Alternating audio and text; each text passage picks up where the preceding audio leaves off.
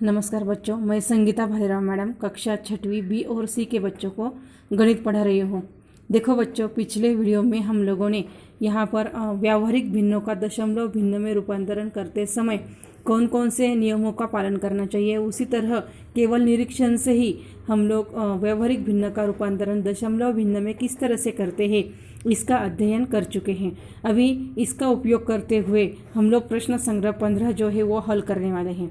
अभी प्रश्न संग्रह 15 में पहला प्रश्न दिया है, चौखटों में सही संख्याएं लिखो। अभी देखो, पहला गणित है 3/5 बराबर 3 गुना चौखट बटे 5 गुना चौखट बराबर चौखट बटे 10। अभी देखो, यहाँ पर आप लोगों को थोड़ा सा अच्छी तरह से विचारपूर्वक ये गणित हल करना है। अभी देखो, यहाँ पर हर जो है वो 10 आया है, अंश कुछ भी नहीं है, और यहाँ पर भी ये चौखटें खाली रखी है। इसका मतलब देखो कि हर 10 आने के लिए 5 को कौन सी संख्या से गुना करना चाहिए। तो देखो, 5 को अगर हम लोगों ने 2 से गुना किया तो उत्तर आता है 10। 5 दूना 10। जिस तरह से आपने हर को जिस संख्या से गुना किया है उसी संख्या से अंश को भी गुना करना चाहिए। इसीलिए 3 को भी 2 से गुना करना है, इसलिए 3 गुना 2 3 दूना 6, तो उत्तर आ गया 6/10। अभी 6/10 जो है इसका रूपांतरण हमें इस तरह से दशमलव मतलब व्यावहारिक भिन्न का रूपांतरण दशमलव भिन्न में करना है। मैंने आपको बताया है कि केवल निरीक्षण से भी हम लोग ये कर सकते हैं। देखो, यहाँ पर 10 में एक शून्य है और यहाँ पर ऊपर भी एक संख्या है, तो इसका मतलब देखो ये संख्या जैसी की वैसी लिख लेने की है और उसके बाएं बाजू में दशमलव चिन्ह देने का है और पूर्णांक के स्थान पर शून्य रखने का है। तो यानी उत्तर हो गया 0.6। दूसरा गणित है 25/8 बराबर 25 गुना चौखट बटे 8 गुना 125 बराबर चौखट बटे 1000। इसका मतलब देखो, अभी हर जो है 8, इसको 125 से गुना किया तो उत्तर आएगा 1000। मैंने आपको बताया था कि हर को जिस संख्या से गुना किया उसी संख्या को ये अंश को भी गुना करना है, यानी 25 गुना 125। तो 25 गुना 125 किया तो उत्तर आएगा 3125 बटे 1000। अभी इसका रूपांतरण, ये व्यावहारिक भिन्न हो गया, इसका रूपांतरण दशमलव भिन्न में करना है।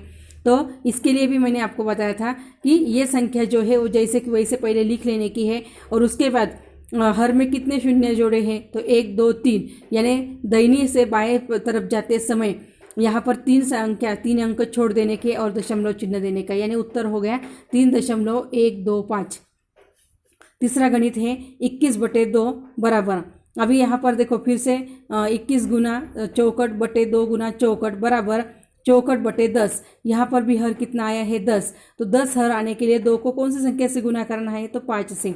तो देखो 2 गुना 5 यानी 10, तो जिस संख्या से हर को गुना किया उसी संख्या को या अंश को भी गुना करना है, यानी 21 गुना 5, तो 21 गुना 5 किया तो 105 आएगा। तो फिर अभी यहाँ पर भी देखो ये जो हर है उसमें एक शून्य आया है, इसीलिए 105 ये संख्या लिखने की है और उसके बाद हर जो है तो हर में एक शून्य है, तो इसीलिए दाहिनी तरफ से एक अंक छोड़कर दशमलव भिन्न दे देने का है। तो फिर उत्तर हो जाएगा 10.5। उसके बाद 22/40 बराबर 11/20 बराबर 11 गुना चौखट बटे 20 गुना 5 बराबर चौखट बटे 100। अभी देखो, यहाँ पर 20 को 5 से गुना करने पर 100 आएगा, तो फिर 11 को भी किससे गुना करना है, तो 5 से, तो 11 5 55।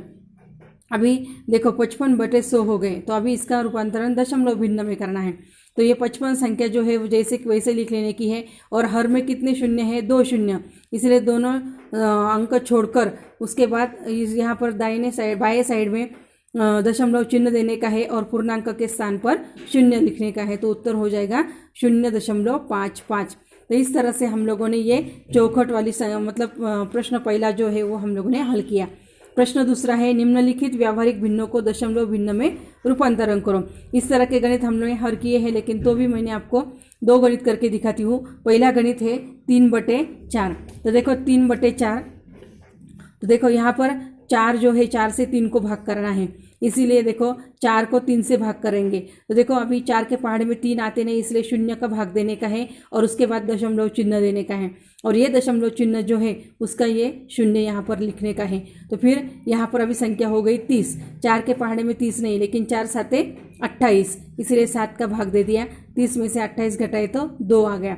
अभी 2 को फिर से हम लोगों ने एक शून्य रखा तो 20 हो गए। 4 के पहाड़े में 20 आते हैं, इसलिए 4 पाँचे 20, तो शून्य 20 में से 20 घटाए तो शून्य, यानी उत्तर आ गया 0.75।